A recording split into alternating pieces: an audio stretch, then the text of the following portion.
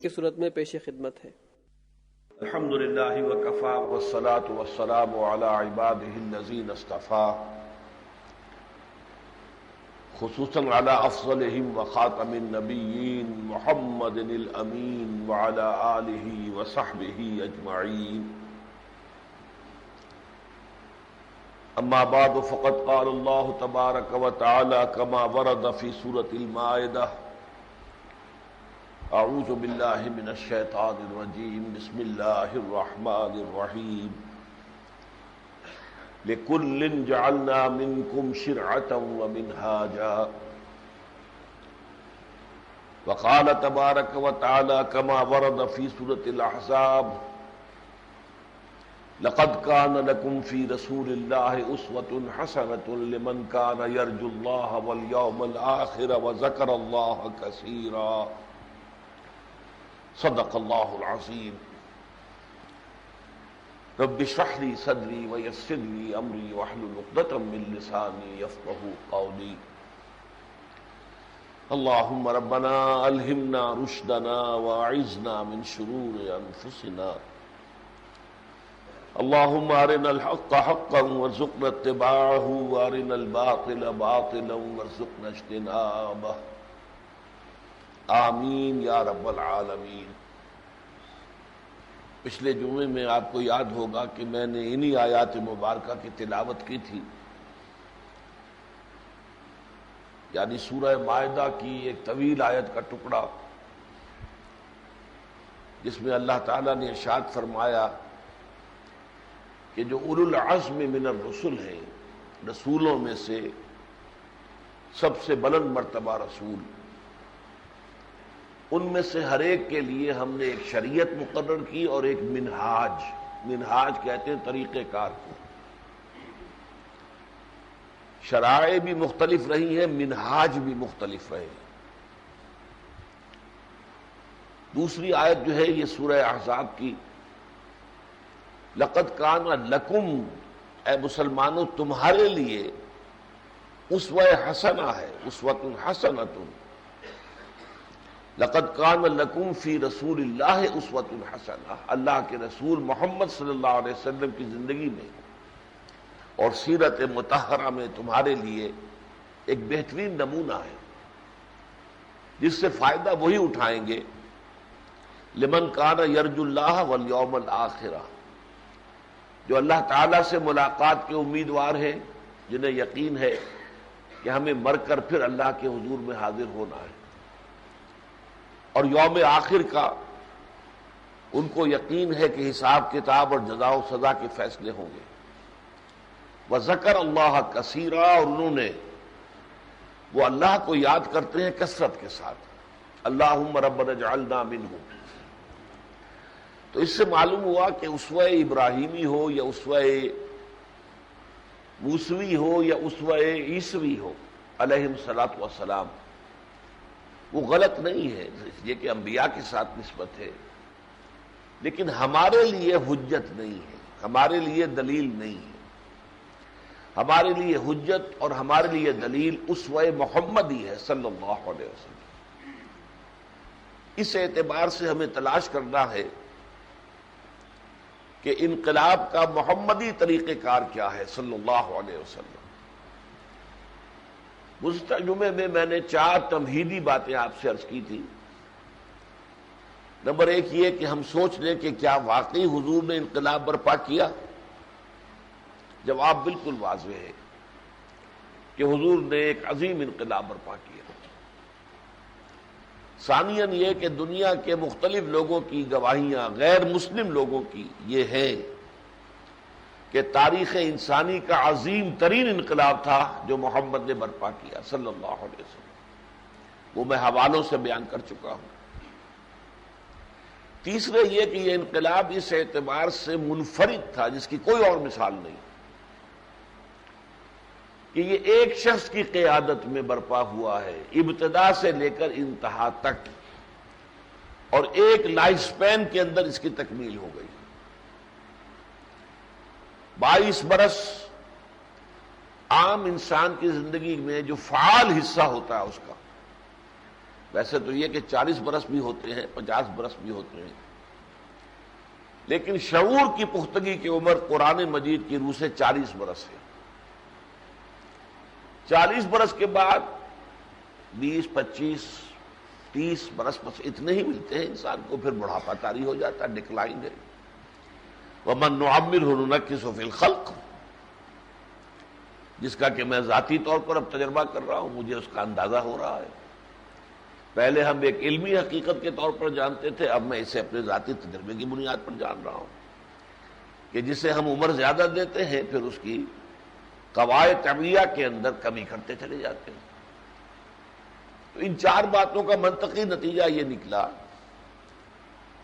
کہ اگر ہمیں یہ سمجھنا ایک حقیقی انقلاب اور ہماگیر انقلاب برپا کرنا ہو تو اس کے طریقہ کار کے لیے واحد سورس ہے سیرت محمدی صلی اللہ علیہ وسلم، کہ جائی جاست، یقین ہو کہ یہی سے ملے گا جو ملے گا۔ جیسے آپ کو معلوم ہے کہ جہاں یہ گمان ہو جاتا ہے کہ یہاں زیر زمین تیل موجود ہے یا گیس کے ذخائر موجود ہیں، تو پھر کروڑوں روپے خرچ کر دیے جاتے ہیں اس کے لیے، جو تفتیش ہوتی ہے، ڈرلنگ ہوتی ہے، ایک کنواں، دوسرا کنواں، تیسرا کنواں، یہاں وہاں، لیکن گمان ہوتا ہے کہ یہاں سے تیل نکلے گا، اس پر وہ ساری انویسٹمنٹ جو ہے وہ جائز ہے۔ اسی طرح یقین اگر ہو کہ جو کچھ ملے گا ہمیں سیرت النبی سے ملے گا، تو اب ظاہر بات ہے کہ یہاں پہ وہی تحقیق و تفتیش ہونی چاہیے، اپنی پوری تحقیق اور تفتیش کا مرکز بنا دینا چاہیے سیرت محمدی صلی اللہ علیہ وسلم۔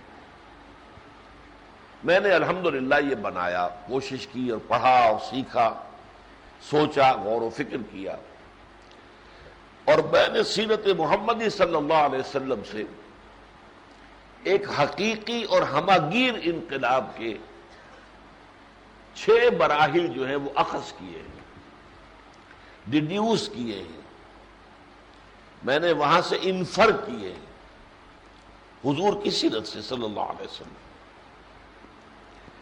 آج میں ان 6 کے 6 مراحل کو آپ کے سامنے پہلے یکجا طور پر بیان کرنا چاہتا ہوں، لیکن ان میں اسلامی اصطلاحات استعمال نہیں کروں گا۔ ہماری جو دینی اصطلاحات ہیں قرآن و حدیث کی، ان کے مفہوم کے بارے میں بہت کچھ ذہنوں کے اندر اختلافات اور انتشار پایا جاتا ہے، تو جب وہ اصطلاح استعمال ہوگی لامحالہ جو آپ کے ذہن میں اس کا تصور ہے وہ خود بخود آ جائے گا۔ تو میں اس سے چاہتا ہوں کہ ہٹ کر دینی قرآن اور سنت کی اصطلاحات سے علیحدہ ہو کر جو جدید اصطلاحات ہیں، نئی اصطلاحات ہیں، ان کے حوالے سے پہلے میں وہ پورا نقشہ آپ کے سامنے رکھ دوں، لیکن پھر سن لیجئے وہ نقشہ جو ہے وہ سارا کا سارا انفرڈ ہے، مستنبط ہے، ماخوذ ہے سیرت محمدی صلی اللہ علیہ وسلم سے۔ دیکھیے، کسی بھی حقیقی انقلاب کے لیے پہلی شرط کوئی انقلابی فلسفہ، انقلابی نظریہ ہونا چاہیے۔ ہر ملک میں، ہر معاشرے میں جو نظام قائم ہوتا ہے وہ کسی نہ کسی نظریے کی بنیاد پر قائم ہوتا ہے۔ اب اگر آپ اس کو بدلنا چاہتے ہیں تو متبادل نظریہ لانا پڑے گا، جس کو ہم کہیں گے انقلابی نظریہ، جس کے لیے ریولیوشنری آئیڈیالوجی، ایک ایسا نظریہ کہ جو انقلابی ہو۔ اور انقلابی نظریہ کون سا ہوگا؟ جو ایگزسٹنگ جو سسٹم ہے، پولیٹیکو سوشو اکنامک سسٹم جو موجود ہے، اس کی جڑوں پر تیشہ بن کر گرے، تب تو وہ انقلابی ہے، ورنہ وہ واز ہے، ایسا ہونا چاہیے، یوں ہونا چاہیے، واز کہتے رہیے۔ لیکن اگر جو بھی بنیادیں ہیں اس معاشرے کے اندر نظام کی، اجتماعی نظام کی، سیاسی، معاشی اور معاشرتی، جب تک اس کی جڑوں کے اوپر وہ تیشہ بن کر نہ گرے وہ انقلابی نہیں ہے۔ نمبر 2 یہ، اگر تو وہ نظریہ نیا ہو تو بڑی سہولت ہوتی ہے، وہ نیا نظریہ اپنی نئی اصطلاحات کے حوالے سے لوگ اس پر غور کرتے ہیں۔ کنفیوژن نہیں ہوتا. جیسے مارکسزم جب سامنے آیا، مارکس کا ایک فلسفہ، وہ نیا نظریہ تھا، کسی سابقہ نظریے سے اس کا کوئی تعلق نہیں تھا. اس نے اپنی اصطلاحات ایجاد کی اور ان اصطلاحات میں اس کو آگے پیش کیا تو کوئی کنفیوژن پیدا نہیں ہوا. کلیئر کٹ لوگوں کے سامنے پکچر آ گئی کہ یہ نظریہ ہے انقلابی مارکسزم. لیکن فرض کیجئے کوئی نظریہ پرانا ہے، پہلے بھی اس کی بنیاد پر کوئی انقلاب آیا تھا، تو اس کی اصطلاحات امتداد زمانہ کی وجہ سے اپنی معنویت کھو چکی ہیں. اب اگر آپ وہی نظریہ دوبارہ لانا چاہتے ہیں تو اس کے لیے دو شرطیں لازم ہوں گی. اس نظریے کی نئی تعبیر ہونی چاہیے، نیو انٹرپریٹیشن. نمبر دو، وہ وقت کی مروجہ اصطلاحات اور وقت کی علمی سطح پر سامنے آنا چاہیے، ورنہ عام آدمی اسے سمجھ نہیں سکے گا. عام آدمی ہر دور میں جو بھی تعلیم کا ایک عام ہو جاتا ہے لوگوں کے ذہنوں کے اندر، اس کے جو صغرا کبرا جم جاتے ہیں، اس کے حوالے سے بات کریں گے تو ان کی سمجھ میں آ جائے گا، لیکن اس سے ہٹ کر بات کریں گے تو سمجھ میں نہیں آئے گا. یا یہ کہ اگر پرانی اصطلاحات استعمال کریں گے تو اس کا حصہ، اس کے تصورات جو ہیں بہت حد تک ڈسٹارٹڈ ہو چکے ہوتے ہیں، معاشرے کے اندر پرورٹڈ ہو چکے ہوتے ہیں، تو لا محالہ وہی تصورات ذہن میں آ جائیں گے. تو پہلی ضرورت، پہلی شرط، پہلا قدم یہ ہے، پہلا مرحلہ یہ ہے کہ ایک انقلابی نظریہ ہو جیسے مارکسزم تھا. پھر یہ کہ اس نظریے کو پیش کیا جائے، عام کیا جائے، پھیلایا جائے. اور یہ کہنے کی ضرورت نہیں ہے، یہ خود بخود امپلائیڈ ہے کہ جو بھی ذرائع ابلاغ میسر ہوں ان سب کو استعمال کیا جائے. اگر آج کے دور میں آپ صرف اسٹریٹ پریچنگ کرنا چاہیں گے کہ حضرت عیسیٰ نے یا حضرت محمد نے تو کوئی لاؤڈ سپیکر استعمال نہیں کیا تھا، کوئی ٹیلی ویژن استعمال نہیں کیا تھا، کوئی کتابیں نہیں شائع کی تھی، اگر یہ آپ کریں گے تو یہ آپ در حقیقت بہت ایک غلط استعمال کر رہے ہوں. انہوں نے اپنے دور میں جو اویلیبل، جو بھی دستیاب تھے وسائل و ذرائع وہ استعمال کیے. لہذا اب آپ کو جو بھی دستیاب ذرائع ہیں لوگوں تک بات پہنچانے کے، ذرائع ابلاغ جو بھی اویلیبل ہو، بعض ذرائع ابلاغ بعض ممالک میں اسٹیٹ کنٹرولڈ ہوتے ہیں، حکومت کے اختیار میں ہوتے ہیں، جیسے ہمارے ہاں تو مجبوری ہے، وہ تو جو وہ چاہیں گے وہی کچھ اس پر پیش ہو سکے گا. ٹیلی ویژن ہو، ریڈیو ہو، ہمارے ہاں یہ اسٹیٹ کنٹرولڈ ہے. امریکہ میں وہ آزاد ہے، ہمیں بھی آزادی، ہم جا کر وہاں کوئی چینل کھول لیں، خرچہ کرنا پڑے گا، چینل کھول لیجیے، پھر اپنی تبلیغ کرتے رہیے، حکومت نہیں روکتی. تو جو بھی اویلیبل ہوگا اس تمام ذرائع کو استعمال کرنا لازم ہوگا. ان سے خامخواہ جو ہے آئین نو سے ڈرنا، طرز کہن پہ اڑنا، منزل یہی کٹھن ہے قوموں کی زندگی میں، تو اس سے پھر وہ گویا کہ اپنے پاؤں پر خود کلہاڑی مارنا ہے. پہلا مرحلہ یہ ہو گیا ایک انقلابی نظریہ جو existing politico socio economic system کی جڑوں پر تیشہ بن کر گرے. اور نمبر دو یہ کہ یا تو نیا ہو تو سہولت ہو جائے گی، پرانا ہے تو ری انٹرپریٹڈ ہو. اب نوٹ کیجئے کیوں علامہ اقبال نے اپنی کتاب کا نام رکھا reconstruction of religious thought in Islam. دور حاضر کے مطابق اسلام کے جو نظریات ہیں، جو افکار ہیں، ایمانیات ہیں، ان کی reconstruction modern physics, modern psychology کی بنیاد پر یہ کرنے کا کام ہے. اب دوسرا قدم کیا ہوگا؟ دوسرا قدم یہ ہے کہ جو لوگ اس نظریے کو قبول کریں آن دی فیس ویلیو، ریزرویشنز نہ ہو اس میں، اس کا کچھ حصہ مانا کچھ نہیں مانا، نہیں، ان ٹوٹو مکمل اس نظریے کو فیس ویلیو پر قبول کر لیں، ان کو آرگنائز کیا جائے. بغیر آرگنائزیشن کے انقلاب نہیں آ سکتا. واعظ کہے جا سکتے ہیں، تبلیغ ہو سکتی ہے، مشنری ورک کیا جا سکتا ہے، لیکن انقلاب نہیں آئے گا، نظام نہیں بدلے گا۔ آرگنائزیشن، اس آرگنائزیشن کے بھی بعض خصائص ہیں۔ نمبر ایک، یہ بہت ڈسپلنڈ ہونی چاہیے، اس لیے کہ آگے مقابلہ پیش آنا نظام کے ساتھ، ایگزسٹنگ نظام سے ٹکرانا ہے، تو موب نہیں یہ کام کر سکتا۔ منظم قوت ہو، منظم، جس کے لیے لسن اینڈ اوبے، یہ جدید اصطلاح بھی ہے، بعد میں ہم دیکھیں گے یہ قرآن کی اصطلاح بھی ہے۔ سنو اور مانو، نو آرگیومنٹ، اور یہ در حقیقت فوج کا ڈسپلن اسی بنیاد پر ہوتا ہے۔ کوئی بھی ماتحت جو ہے فوجی، وہ اپنے افسر سے یہ نہیں پوچھ سکتا کہ آپ یہ حکم دے رہے ہیں تو کیوں دے رہے ہیں۔ There's not to reason why، why کا سوال اٹھانا ان کا حق ہی نہیں ہے۔ There's but to do and die، ان کا کام تو یہ ہے کہ جو حکم دیا گیا اس پر عمل کرے، موت آتی ہے تو آئے، گلے سے لگائے موت کو۔ یہ ہے آرمی ڈسپلن۔ تو ڈسپلن جب تک وہ نہیں ہوگا پارٹی کا، انقلاب برپا نہیں ہو سکتا۔ لوز آرگنائزیشن، انجمن ہو، کوئی سوسائٹی ہو، اس سے دعوت دی جا سکتی ہے، تبلیغ کی جا سکتی ہے، کوئی خیال کی نشر و اشاعت کی جا سکتی، انقلاب برپا نہیں کیا جا سکتا۔ نمبر دو یہ کہ اس آرگنائزیشن میں کسی شخص کی حیثیت کا تعین تین چیزوں سے ہوگا۔ اس کی ڈیپتھ آف کنوکشن کتنی ہے، جو نظریہ ہے جس پر کہ انقلاب لانا ہے، اس پر اس کے یقین کی گہرائی کتنی ہے، کتنا یقین ہے اسے، اس پر ویری کرے گا۔ جیسے آپ معلوم ہے ایمان کے درجات ہیں، بے شمار ہیں، کہاں ابو بکر صدیق کا ایمان، کہاں عام صحابی کا ایمان، کہاں ہمارا ایمان۔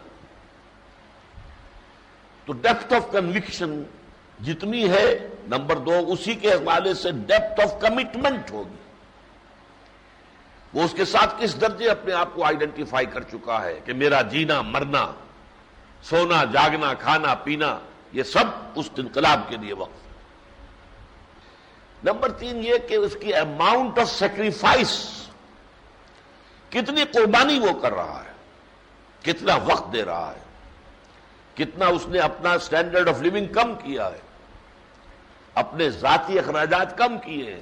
جتنے اخراجات کم ہوں گے اتنا ہی وقت کم لگے گا ان کو پورا کرنے کے لیے، اور اتنا ہی آپ زیادہ وقت سپیئر کر سکیں گے انقلابی جدوجہد کے لیے۔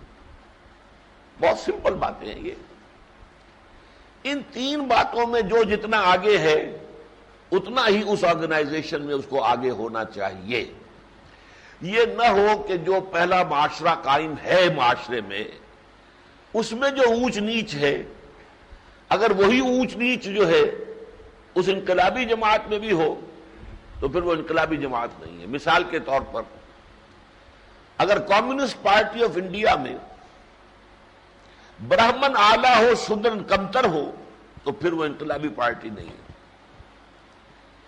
یہاں تو یہ کہ آپ کے معاشرتی کلاسیفیکیشنز ہیں جو پہلے چلی آ رہی ہیں، لیکن انقلابی عمل میں اگر شودر نے زیادہ قربانی دی ہے، زیادہ محنت کی ہے، اس کی اماؤنٹ آف سیکریفائس زیادہ ہے، اس کی ڈیپتھ آف کمٹمنٹ زیادہ ہے، ڈیپتھ آف کنوکشن زیادہ ہے، تو وہ آگے نکل جائے گا، برہمن پیچھے رہ جائے گا۔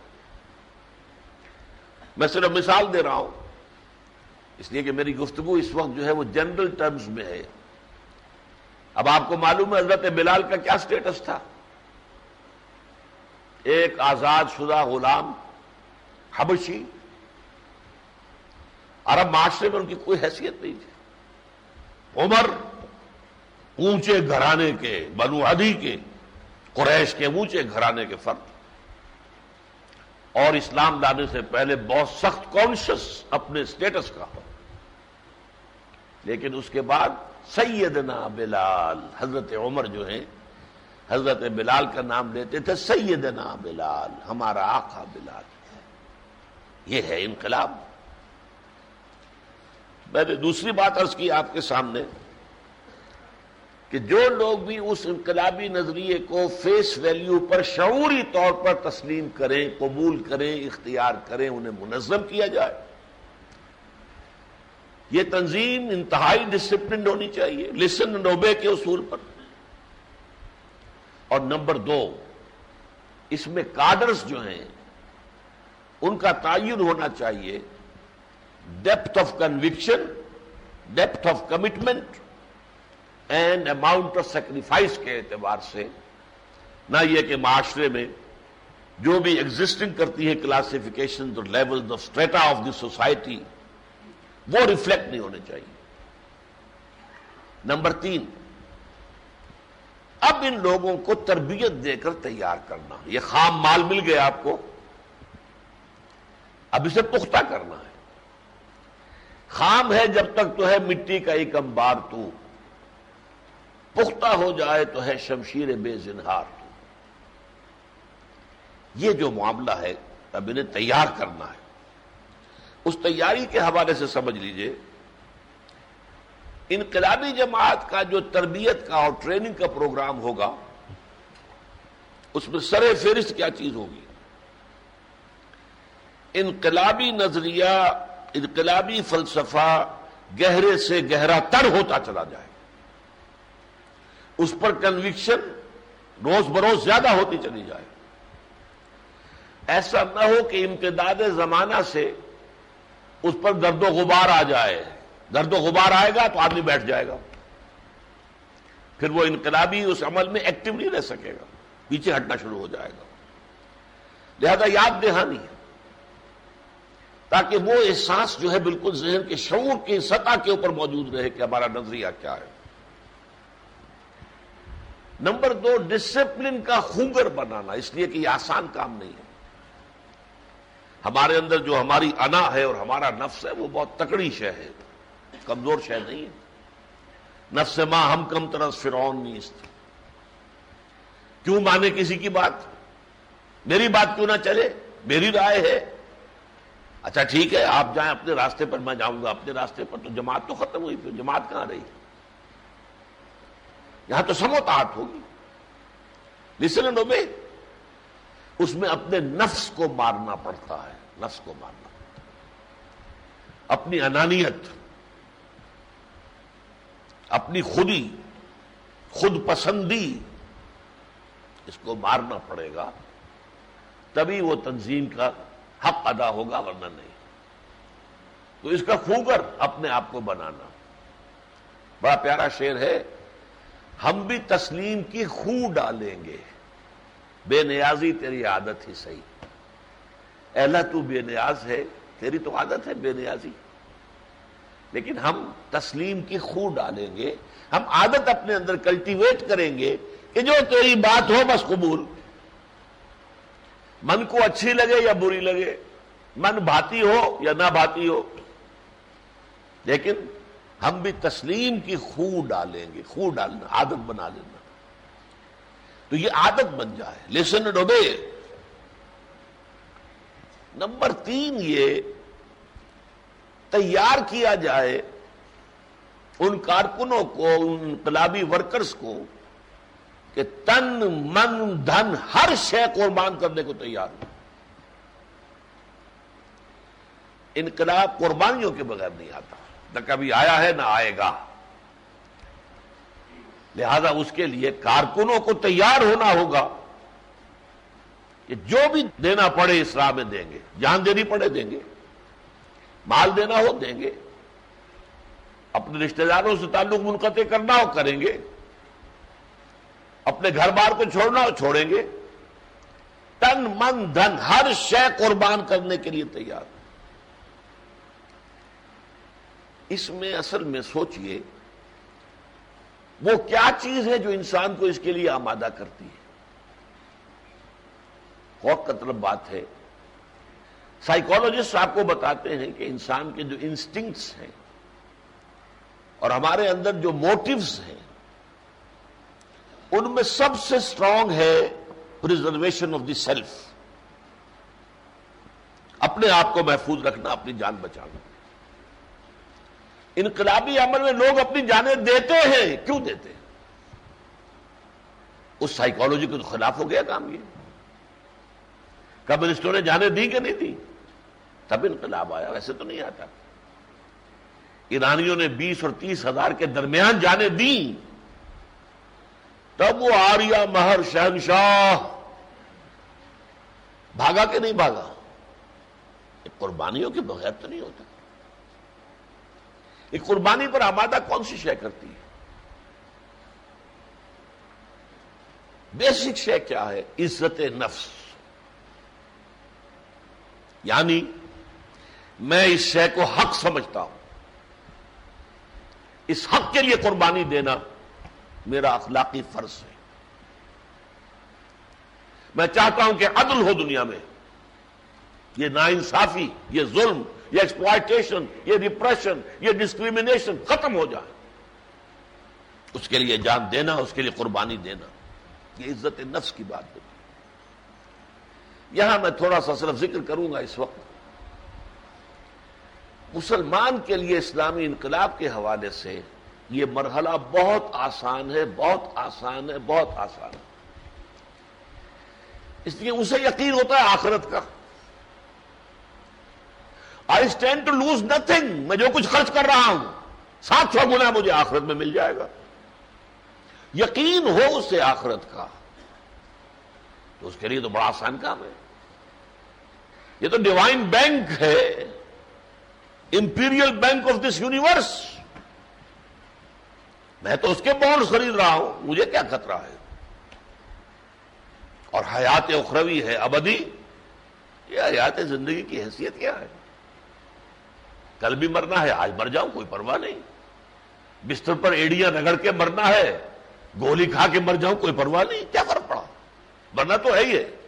یا تو کسی شخص کے لیے یہ ہو کہ ابدی زندگی اسے مل سکتی ہے تو سوچے، کچھ ہے ہی نہیں کسی کے لیے.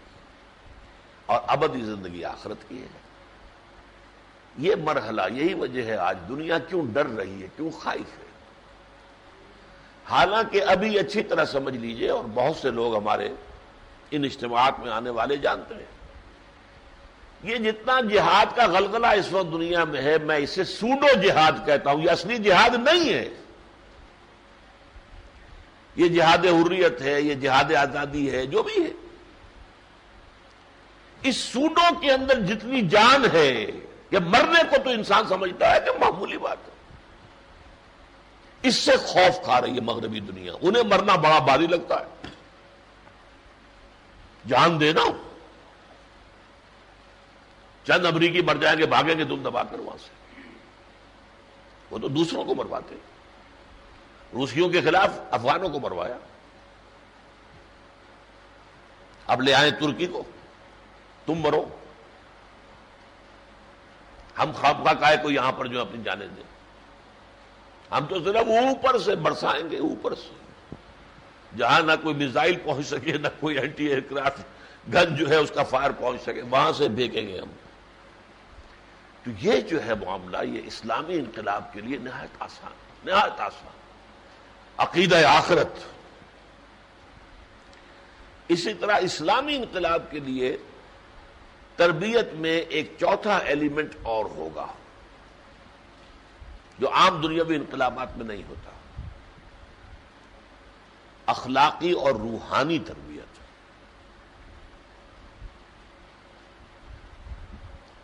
دنیاوی انقلاب، کمیونسٹ ریولوشن کی اس کی کوئی ضرورت نہیں ہے.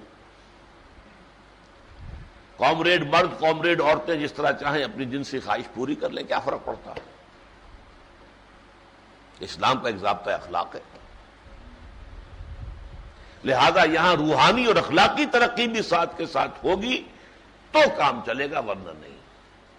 تو سمجھ لیا آپ نے میری بات کہ انقلابی تربیت جو ہے اس میں اولین بات یہ کہ نظریہ جو ہے انقلابی فلسفہ وہ شعور کی سطح پر ہر دم تازہ رہے، اس پر ذہول طاری نہ ہو، اس پر گرد و غبار نہ آ جائے. پہلا کام تو یہ ہوگا اس تربیت کا ہدف. نمبر 2 یہ کہ سب مطاعت، لسن اینڈ اوبے کی عادت پختہ ہو جائے. اس کے لیے باقاعدہ ٹریننگ کی ضرورت ہے، یوں نہیں کام ہوتا. ہم بھی تسلیم کی خو ڈالیں گے، خو ڈالنا، عادت ڈالنا، بے نیازی تیری عادت ہی صحیح۔ تیسرے، آمادہ ہو جانا تن من دن ہر شے قربان کرنے کے لیے۔ عام جو ہے کمیونسٹ کیوں کرتا ہے؟ چونکہ میرا یہ زندگی کا ایک بڑا دلچسپ واقعہ ہے، جب میں میڈیکل کالج میں پڑھ رہا تھا، جمعیت طلبہ کا میں ورکر تھا، ورکر کیا ناظم اعلیٰ تھا، میں نے دیکھا کہ دیال سنگھ کالج کا ایک نوجوان ہے کمیونسٹ، انتہائی مخلص، انتہائی محنتی، اور بہت ہی اخلاص کے ساتھ وہ اپنے اس نظریے کے مطابق کام کر رہا تھا۔ میں نے اس سے کچھ دوستی بڑھائی۔ ایک روز میں نے اسے بہت ہی پرسنل لیول پر سوال کیا، دیکھو بھائی، میں بھی اپنا کیریئر خراب کر رہا ہوں، اپنا ٹائم ادھر لگا رہا ہوں، تو ظاہر بات ہے کہ اپنے پروفیشن کے اندر تو کمی آئے گی، سیدھی سی بات ہے۔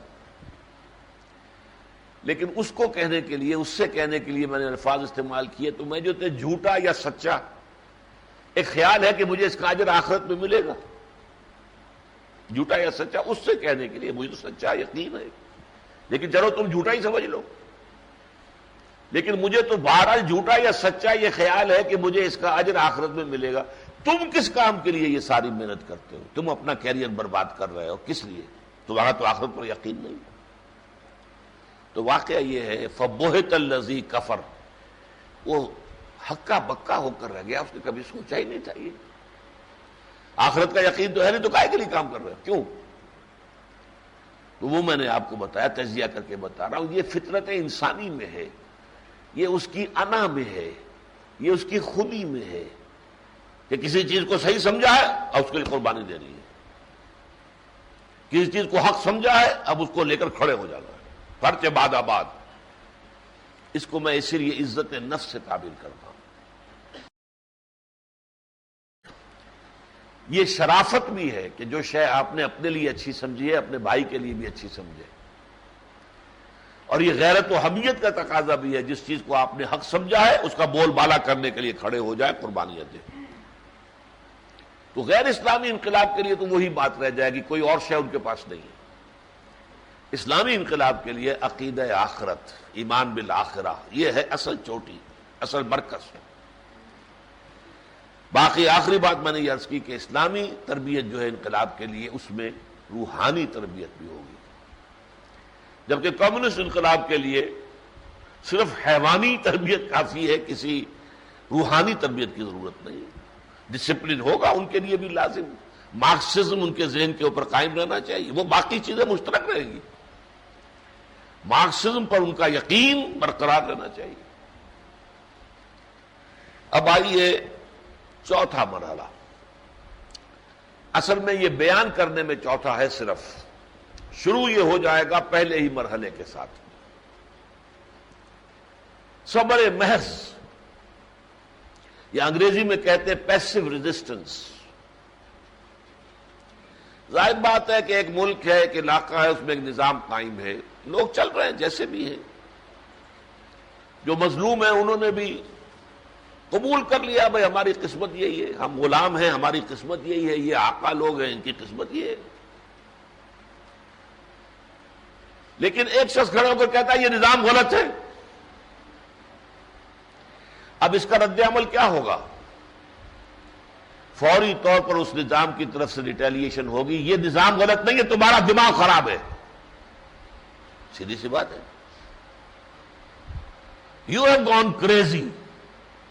یہ سسٹم ٹھیک ہے، ہمارا آبا و اجداد سے چلا آ رہا ہے، عرصے سے چلا آ رہا ہے، قائم ہے، یہ ٹھیک ہے، اس میں کوئی خرابی نہیں۔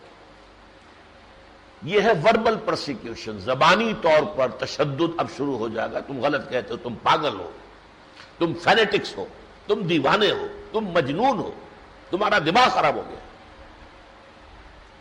اور پھر مرحلہ آئے گا جب لوگ سوچیں گے کہ یہ تو صرف ہماری اس وربل پرسیکیوشن سے تو مرعوب نہیں ہوئے، نہیں چھوڑ رہے، دعوت تو آگے پھیل گئی ہے، انقلابی نظریہ تو پھیل رہا ہے۔ پھر وہ فزیکل پرسیکیوشن، مارو انہیں، جیلوں میں بند کر دو انہیں، لاٹھی چارج کرو ان کے اوپر، گھروں میں رکھو انہیں، زنجیروں میں جکڑ دو۔ وہ اس وقت جبکہ زنجیریں ہی ہوتی تھی، جیل تھی نہیں، اب جیلوں میں ٹھوس دو، پہلے تو یہی تھا نا، گھروں ہی کے اندر زنجیروں میں باندھ کے ڈال دو، کھانے کو نہ دو انہیں، پیٹو انہیں، مارو انہیں، پرسیکیوٹ کرو، دہکتے ہوئے انگاروں پر لٹاؤ انہیں، تاکہ ان کے ہوش ٹھیک ہو جائے، ان کا دماغ صحیح ہو جائے۔ یہ ہمارے نظام کو غلط کہہ رہے ہیں۔ اس میں پیسو ریزسٹنس کا صبر محض کا مرحلہ یہ ہے، ٹیک آل پرسیکیوشن وربل اور فزیکل وداؤٹ اینی ریٹیلیشن۔ جو بھی تشدد کیا جائے، چاہے زبانی کلامی ہو، پاگل ہے، دماغ خراب ہے، ساحر ہے، شاعر ہے، یہ ہے وہ ہے، یا فزیکل ہو، مارا جائے، پیٹا جائے، اس پر جوابی کارروائی کوئی نہ ہو، اس پر کوئی ری ایکشن نہ ہو، کوئی رد عمل نہ ہو، کوئی ریٹیلیشن نہ ہو، بلکہ پیسو ریزسٹنس، یعنی ریزسٹنس تو ہوگی، وہ کارکن کھڑے رہیں گے، ہم پیچھے نہیں ہٹیں گے، لیکن جوابی کارروائی کوئی نہیں کرے گا۔ اس کا نتیجہ کیا نکلتا ہے اصل میں؟ ایک تو اس سے مشق ہو جاتی ہے ڈسپلن کی، کہ ہمیں جوابی کارروائی کی اجازت نہیں ہے، لہذا مار کھا رہے ہیں، ہاتھ نہیں اٹھا رہے، دہکتے ہوئے انگاروں پر لیٹنے کو کہا گیا، لیٹ گئے، سقراط سے کہا گیا تھا زہر کا پیالہ ابھی پی لو، پی لیا، اپنے موقف سے نہیں ہٹا، جان دے دی۔ نمبر دو، یہ اس سے وقت ملتا ہے انقلابی کارکنوں کو۔ اگر ابتدا ہی میں انقلابی کارکن جو ہے وہ بھی وائلنٹ ہو جائیں تو تعداد میں ابھی اتنے کم ہوتے ہیں کہ انہیں کرش کرنے میں کوئی دیر لگے گی نہیں۔ They have to buy time, میرے الفاظ کو اچھی طرح سمجھیے، they have to buy time, اس لیے وہ سب جھیل رہے ہیں، برداشت کر رہے ہیں، کھڑے ہیں، ڈٹے ہوئے ہیں، لیکن جوابی کارروائی کوئی نہیں کر رہا۔ اس کا ایک اور نتیجہ بڑا پیارا نکلتا ہے، عوام کی ہمدردیاں ان انقلابیوں کے ساتھ ہو جاتی ہیں۔ انہیں مارا جا رہا ہے، کیوں مارا جا رہا ہے؟ کوئی چوری کی ہے، کوئی ڈاکہ ڈالا، کیا کیا ہے؟ کچھ نہیں، بس صرف یہ کہتے ہیں یہ نظام غلط ہے، یہ عقائد غلط ہے، وہ یہی کہہ رہے ہیں۔ اس سے کیا ہوگا؟ اندر ہی اندر عوام جو ہے اس کے لیے ایک لفظ استعمال ہوتا ہے سائلنٹ میجورٹی۔ یہ سائلنٹ میجورٹی جو ہے اتنی اس کے اندر جرت نہیں ہوتی کہ وہ کھڑے ہو کر کہے وہ نظام بڑا سخت ہے، وہ جوابی کارروائی کرے گا۔ وہ لوگوں کو پٹتے ہوئے دیکھ رہے ہیں تو وہ خود پٹنے کو تیار نہیں ہے،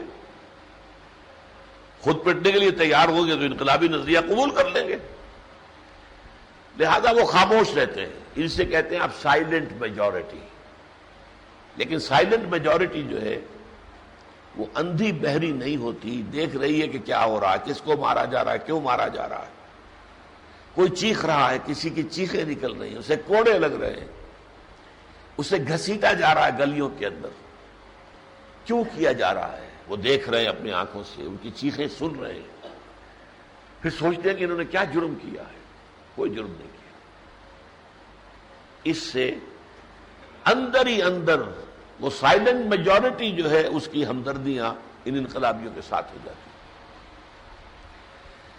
یہ چار اقدامات جو میں نے آپ کو گنوائے ہیں یہ سائملٹینیس ہے۔ میں نے سمجھنے میں بتایا آپ کو، جیسے آٹا گوندنے کا عمل کوئی بیان کرے کوئی خاتون تو وہ 10 سٹیپس ہو جائیں گے، پہلے یوں کرو، پہلے تھوڑا پانی ڈالو، ایسا کرو، پھر ذرا تھوڑا اور زیادہ پانی، لیکن وہ تو جو عمل ہے وہ ہو رہا ہوتا ہے۔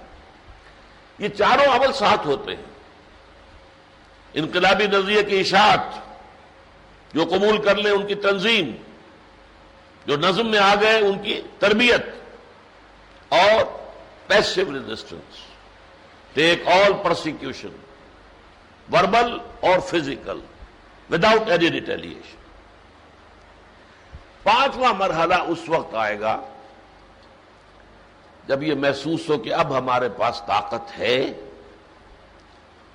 and we can take the risk of a direct collision۔ اب اس نظام کے ساتھ براہ راست ٹکر لینے کا ہم خطرہ مول لے سکتے ہیں، اب ہم معتدب تعداد میں ہیں، ہماری تربیت بھی خوب ہو چکی ہے، ہماری کمٹمنٹ بھی پوری ہے، ہمارا لسن اینڈ اوبے کا نظام بھی صحیح ہے۔ خام ہے جب تک تو ہے مٹی کا ایک انبار تو، اور پختہ ہو جائے تو ہے شمشیر بے زنہار تو۔ اب ہم پختہ ہو گئے، لہذا کسی اعتبار سے اس ایگزسٹنگ سسٹم کو چھیڑا جائے گا، چیلنج کیا جائے گا، اقدام کیا جائے گا، ایکٹیو ریزسٹنس کا مرحلہ آئے گا، جس کی ایک مثال میں دے دوں آپ کو۔ گاندھی نے انگریز کو چھیڑنا شروع کیا تھا تو کس چیز سے؟ Non violent naan cooperation. ہم نہیں کسی کو انگریز کو نہ ماریں گے، نہ کچھ کریں گے، نہ انگریزی حکومت کے کسی اہلکار کو کچھ نقصان پہنچائیں گے۔ ہاں، ہم انگلستان کا بنا ہوا کپڑا نہیں پہنیں گے، اللہ اللہ خیر۔ اتنی بڑی منڈی ہندوستان، کروڑوں کی آبادی، کپڑا دبا دب مانچسٹر کی ملیں بنا رہی ہیں، وہ سب آ رہا ہے اور بک رہا ہے۔ کوڑیوں کے مول یہاں سے اون جا رہی ہے اور کاٹن جا رہی ہے، کوڑیوں کے مول۔ کپڑا بن کر آتا ہے تو پھر کس قدر قیمت ہے۔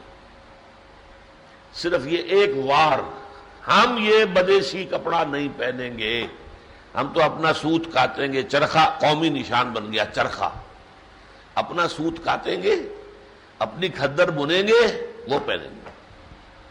دن میں تارے نظر آ گئے برطانیہ کو۔ اس سے اگلا قدم کیا اٹھایا؟ نان وائلنٹ سول ڈس اوبیڈینس۔ پرماتما کا سمندر ہے، پرماتما نے اس میں نمک پیدا کر دیا، ہم وہاں سے نمک پیدا کر رہے ہیں، نمک جا کے لیں گے وہاں سے۔ ہم نے تو انگریز کو کچھ نہیں کہا، لیکن اس کے معنی کیا تھے؟ Excise and taxation policy of British India challenged. نمک بنانے پر ایکسائز ڈیوٹی تھی، آپ نہیں دینا چاہتے۔ بھائی پرماتما کا سمندر، تم کون ہوتے ہو؟ تمہارے باپ کا سمندر ہے، تم نے لا کر انگلستان سے یہاں پر یہ نمک گھولا ہے اس کے اندر۔ پرماتما کا سمندر، پرماتما کا پانی، پرماتما نے اس میں نمک پیدا کرے، ہم نمک لے رہے ہیں۔ لاٹھی چارج ہوئے، سر پھٹے، جیلیں بھری، سب کچھ ہوا۔ اس کو میں کہہ رہا ہوں ایکٹیو ریزسٹنس، برملا میدان میں آ کر چیلنج کر۔ اس کے نتیجے میں پھر چھٹا اور آخری فیز آتا ہے خونی تصادم۔ یہ خونی تصادم دو شکل میں ہو سکتا ہے، ایک بائی لیٹرل، ایک طرف انقلابی جو ہے وہ بھی مارے ان کو جو سابقہ نظام کے محافظ ہیں، علم بردار ہیں، اور جو سابقہ نظام کے علم بردار ہیں وہ مارے ان انقلابیوں کو، گویا کہ دو طرفہ جنگ۔ سیرت محمدی میں یہ ہے صلی اللہ علیہ وسلم، یقاتلون فی سبیل اللہ فیقتلون ویقتلون، اللہ کی راہ میں قتال کرتے ہیں، قتل کرتے بھی ہیں، قتل ہوتے بھی ہیں۔ بدر میں 70 مارے گئے قرشی سردار، صحابہ 14 شہید ہوئے، 13 آن دی اسپاٹ، ایک زخمی ہو گئے تھے، واپس سفر کے دوران ان کا انتقال ہو گیا۔ احد میں 70 صحابہ شہید ہو گئے۔ تو یقاتلون فی سبیل اللہ فیقتلون ویقتلون۔ لیکن ایک دوسرا تصادم ہے، یک طرفہ تصادم۔ وہی 5واں فیز آگے بڑھ کر ایک ان آرمڈ ریولٹ کی شکل اختیار کر لے۔ ہم اس نظام کو نہیں چلنے دیں گے، اب ٹیکس نہیں دیں گے، لگان نہیں دیں گے، سڑکوں پر نکل آئیں گے، پکیٹنگ کریں گے، گھیراؤ کریں گے، ہم اس نظام کو سٹینڈ سٹل کر دیں گے، کھڑا چلنے نہیں دیں گے، مارو ہمیں۔ خود ہتھیار نہ اٹھائے جائیں، خود نہ مارا جائے، مرنے کے لیے تیار ہو جائے۔ یہ یک طرفہ جنگ ہے جو ایران میں ہوئی ہے۔ انہوں نے فوج کے خلاف ہتھیار نہیں اٹھائے، بس سڑکوں پہ نکل آئے، سسٹم کو بلاک کر دیا اور اپنی جانیں دینے کے لیے تیار ہو گئے۔ تو تصادم دو طرفہ بھی ہو سکتا ہے جیسا کہ سیرت النبی میں ہوا صلی اللہ علیہ وسلم، اور یک طرفہ بھی ہو سکتا ہے ان آرمڈ ریوولٹ۔ یہ 6 ہیں سٹیپس آف ریولوشنری پروسیس جو میں نے ڈیڈیوس کیے ہیں، انفر کیے ہیں، تخریج کی ہے میں نے ان کی، استنباط کیا ہے ان کا سیرت محمدی علی صاحب صلاۃ وسلام سے۔ اب آج اس موضوع کو تو میں ابھی اسی جگہ چھوڑ رہا ہوں، اگلے جمعے کو انشاءاللہ جو پہلا قدم ہے اس کے بارے میں تفصیل سے گفتگو ہوگی۔ جہاں تک پرویز مشرف صاحب کا تعلق ہے، اب ان کے سپورٹر اور مددگار صرف 2 رہ گئے ہیں۔ ایک تو بیرون ملک بش صاحب، جس کی وجہ سے اب مغربی ذرائع ابلاغ میں مشرف صاحب کو مشرف کہا جا رہا ہے، یہ مشرف ہے۔ ہمارے جو انگریزی میں لکھنے والے مضمون نگار ہیں عابد اللہ جان، ان کا در حقیقت مشرفزم، امریکہ جس طرح کا مشرفزم دنیا میں چلانا چاہ رہا ہے، بہت عمدہ آرٹیکل ہے، بہت عمدہ آرٹیکل ہے۔ اس سے اس وقت کی جو انٹرنیشنل فضا میں جو عوامل کار فرما ہیں، آپ کو اس کے اندر انسائٹ حاصل ہوتی ہے، اور ان کے ہاں سارے جو حوالے ہوتے ہیں مغربی پریس کے حوالے ہیں، ان کے اپنے مفکرین، کالم نگار، ان کے حوالے ہیں۔ اسی طریقے سے دوسری مددگار ان کی جو قوت ہے وہ سپریم کورٹ آف پاکستان ہے۔ ہر معاملے میں ان کی خواہش کے مطابق فیصلے صادر ہو رہے ہیں۔ ان کے سر پر ایک مصیبت سوار تھی سود کی، وہ بیک جنبش قلم، خلاص جاؤ عیش کرو۔ ابھی یہ گریجویشن کی شرط کے خلاف تھی، دوران سماعت تو جس طرح کے ریمارکس آ رہے تھے معلوم ہوتا تھا کہ شاید سپریم کورٹ اس شرط کو ختم کر دے گی، اس میں بھی مشرف صاحب کی بات چل رہی۔ عابد اللہ جان صاحب کا انتہائی خوبصورت آرٹیکل اس پر آیا ہے، سپریم کورٹ کا جو فیصلہ تھا سود کے بارے میں، اس کا عنوان ہے سپریم ڈسگریس۔ سپریم کورٹ ہے نا، تو سپریم ڈسگریس، انتہائی بے عزتی والا معاملہ۔ انہوں نے پہلے کچھ حوالے دیے ہیں تاکہ لوگ ڈر نہ جائیں کہ یہ تو سپریم کورٹ کی کنٹیمپٹ آف کورٹ ہو گئی۔ حوالے دیے ہیں انہوں نے امریکہ کی سپریم کورٹ کے بارے میں امریکنز نے کیا کیا باتیں کہی ہیں۔ جب تم نظام ان کا صحیح سمجھتے ہو، وہاں کوئی نہیں سمجھتا کہ یہ کوئی فرشتے بیٹھے ہوئے ہیں کورٹ کے اندر، ان کے فیصلوں پر تنقیدیں ہوتی ہیں، سخت تنقیدیں ہوتی ہیں، حماقت پر مبنی قرار دیے جاتے ہیں، بددیانتی پر مبنی فیصلے قرار دیے جاتے ہیں۔ پہلے وہ ساری کوٹیشن دی ہیں، پھر بات کی ہے۔ بہرحال ان کے یہ 2 آرٹیکل تازہ ندائے خلافت کے اندر موجود ہیں۔